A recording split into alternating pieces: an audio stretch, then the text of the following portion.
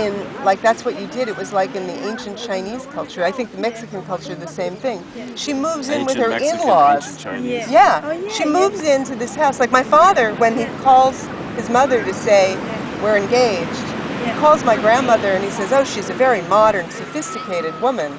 And my grandmother gets on the phone with my mother, and my mother's very American, being from the Midwest, and my grandmother says, Selma, you know, how's by you? And, you know, it's like incredibly old world.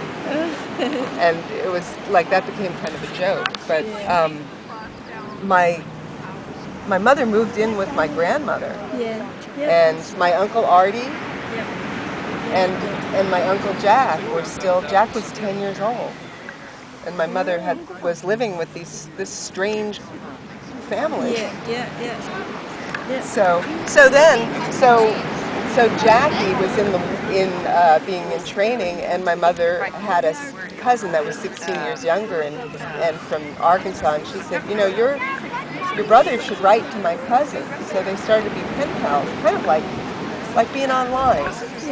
And they started to be pen pals. And that's how they met, because my mother said, your brother should meet my cousin. And so they met the first time. My dad had just some mute powers off or something. And they met at the St. Louis airport. Really?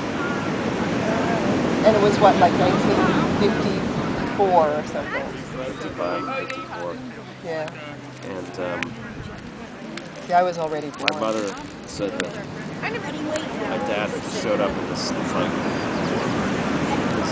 his white T-shirt with a cigarette pack in his shoulder. Yeah, he was very 50s, I think. And also pictures of him. His back pocket was ripped in his pants. And he looked like a real ragamuffin. Sort of looked like me, except back in the 50s.